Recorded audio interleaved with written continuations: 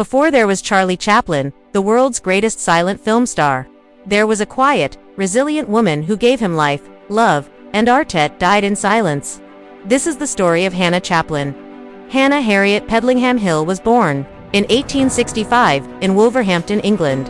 Her childhood was steeped in hardship, as she grew up during a time when poverty, disease, and limited opportunities defined life for many women. Her father was a shoemaker, and her mother worked as a domestic servant, instilling in young Hannah the value of hard work and resilience.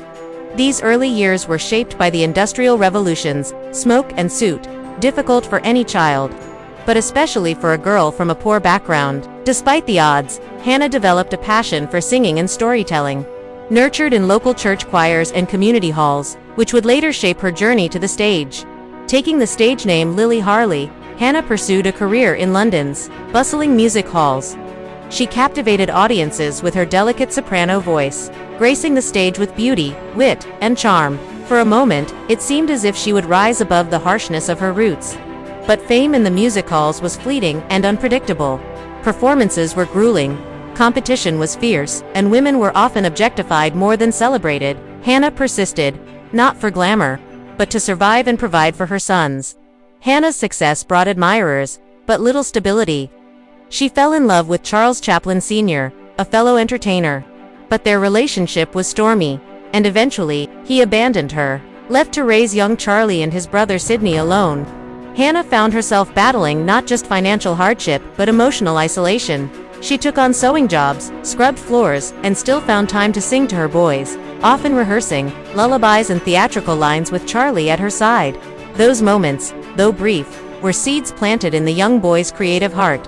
She often told stories of her own mother, who had once sung for soldiers during wartime.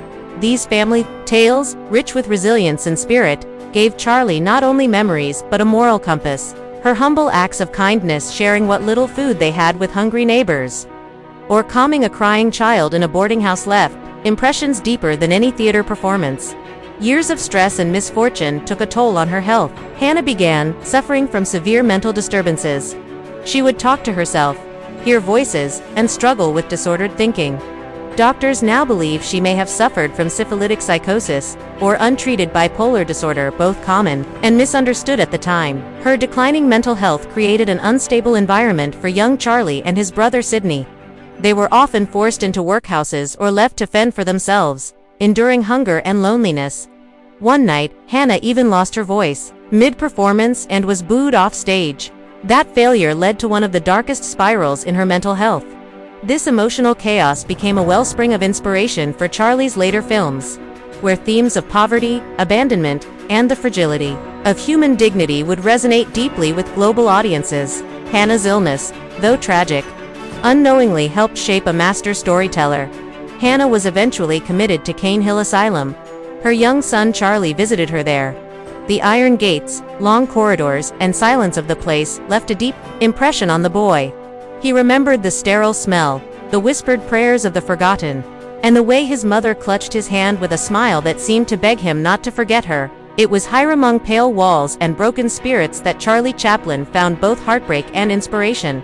During his visits, Charlie would bring her flowers, news of his rising fame, and sometimes sit by her bedside, reading plays aloud. These moments gave Hannah flickers of recognition, brief connections where time stood still. Though her mind wandered, her love for Charlie remained unmistakable. Staff at the asylum often noted how she would hum melodies from her youth, her fingers tracing invisible notes in the air. Charlie rose from London's streets to become the most famous actor of the silent film era.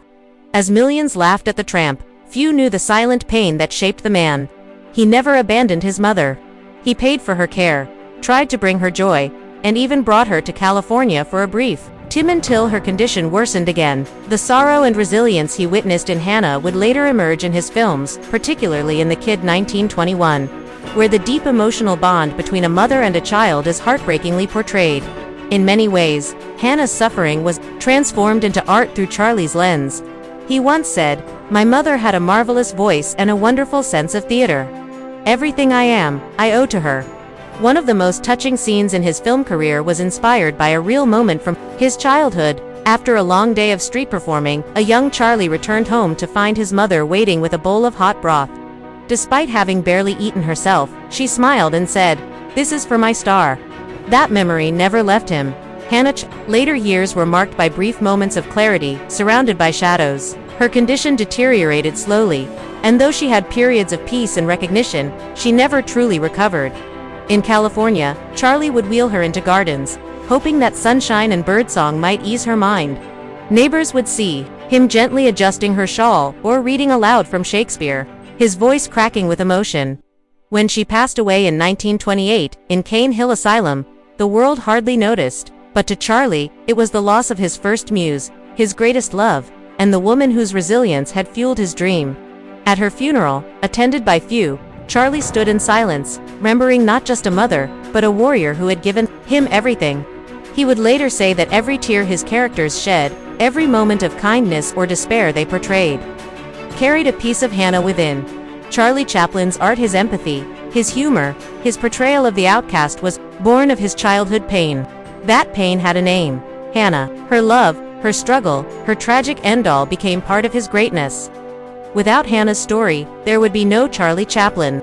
And in remembering her, we honor the thousands of unnamed women who shaped the artists and leaders of the world. To further honor her legacy, we reflect on how her story still resonates today. The modern world often overlooks the silent burdens carried by caregivers, single mothers, and those dealing with mental illness. Hannah Chaplin was not just Charlie's mother, she was a symbol of unwavering devotion and resilience. Her story encourages us to see beyond the curtain of fame and recognize the human struggles that shape extraordinary lives. Even today, echoes of her story rippled through cinematic history. Hannah's perseverance and tragedy continue to inspire artists, writers, and historians.